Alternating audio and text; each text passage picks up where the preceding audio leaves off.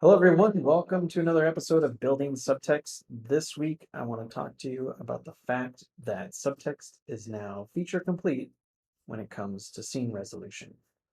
So here I have an example file for the Shawshank Redemption. And now let's say you want to go into each one of these beats and see how they progress in the story. What's the beginning, middle, and the end? Well, you could always do this in earlier versions of subtext. You can come in here and break this down here. But what I've added now is all the specific storytelling, all the specific structural, elemental stuff that is the core of Dramatica theory, the thing that permeates every single item and every single quad. It's here for you to be able to see how that would play out in a story. Here, I've broken down this beat into these breakdowns, which consist of knowledge, ability, desire, and thought. That's the thematic journey that Red takes during the first act here. Well, that's about as far as you could go in subtext. It's definitely as far as you could go in Dramatica, but now with subtext, I actually make it possible for you to come down into here and see, well, what is this knowledge part all about? It's not that he's unknown for something, but in the beginning, he has this knowledge. He knows that he's a changed man, he's a reformed man, but he's really not. And so if you wanted to break down that opening scene to see what should happen in that scene, if you're writing it out, you can come in here and you get a little bit of a prompt. How does Red find conflict in knowing something? And then you could illustrate it here, how it shows in the scene. And if you wanted to work out underneath how all the subtext works out, you could do that here. But now I actually give you the specific elements that make up this scene. You get proven, result, process, and unproven. Those are the four beats that happen in the scene in order. And it tells you exactly what happens in the scene. It's right here in the structure. The potential of the scene is the situation. He's not proven that he's a reformed man. It's like, well, we're coming in here. You've been in jail this whole time. Prove to us that you're finished and you're done. And then he comes in here and goes through and as he's spilling his guts and telling everything that's going on, well, the activity of him being essentially interrogated by these people, the results are it's making your situation worse here. And then he goes into the process of it, which is basically, I've been through it all. I've gone through my journey. I've done everything that I'm supposed to and trying to manipulate them, convincing them that, yeah, but he's basically saying, yeah, I went through all this. I went through your process and man, this is great. We're done. And of course, that doesn't work. And he leaves the scene in this bad attitude of unproven, which is essentially we're suspicious towards whether or not you're actually someone that's actually moved on beyond this. And then down here, you can actually go ahead and illustrate those beats of the breakdown through proven, result, process, and unproven. And that now happens in every single beat. Happens here. You can break that down. You can see what happens here. You can go into the influence character. Same thing here. So if I actually change this to Andy, he's actually the influence character. And we come here. This is completely random that this came up for Zhang, because really what's happening here, this is just doing is supposed to be the structural subtext element. And randomly subtext picked that he shot somebody. That's really funny. Losing money, that could possibly be when he makes the deal with the captain of the guard. Learning that his work is effortless, I would say that's more learning that it's a lot of work and maybe it's not worth it. And then at the end, of course, makes everybody understand what was really going on. So that's his journey, and not his personal journey, but his influence on Red.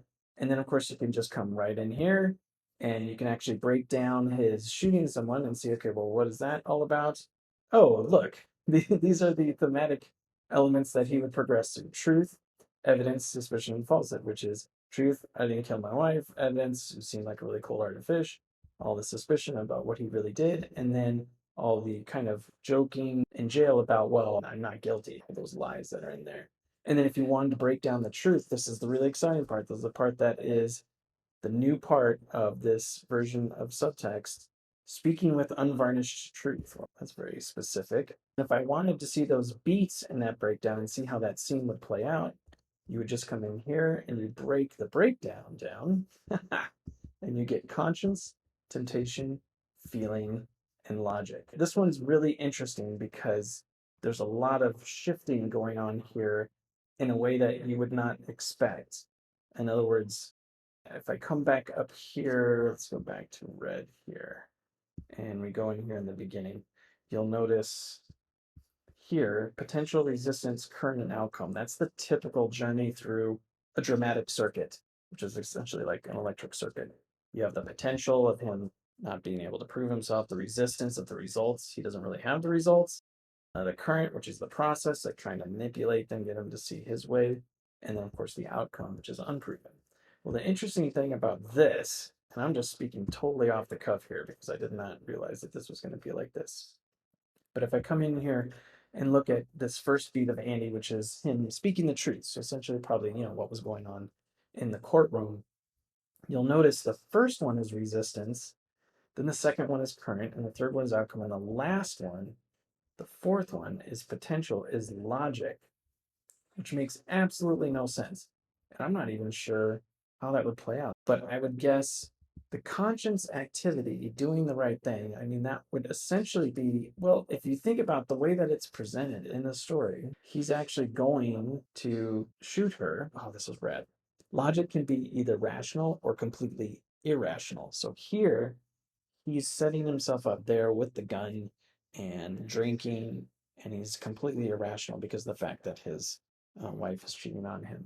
But we don't actually see that. What we see is first the resistance is him having actually, no, we don't actually see the conscience part of it because that's something we learn much, much longer on that he didn't actually do it.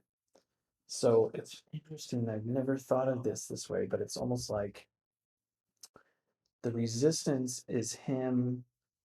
So this is the subtext of a scene. It's not what you actually see, it's what's actually driving it. That's what this symbol here means. I should have probably also introduced that, but the way the story beats are set up, this is all the superficial storytelling, what's actually happening, and then what's going on underneath, that's here. That's the source of conflict, which is the subtext, which are all of these items here. And then if you want to get more specific, these are the specific elements that they go through. But the first thing that starts out that creates essentially his whole influence on the whole thing is the fact that he didn't do it.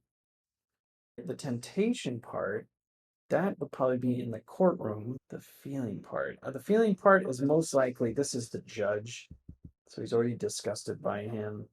That's just where the outcome is going to come from because you're such a cold-hearted fish.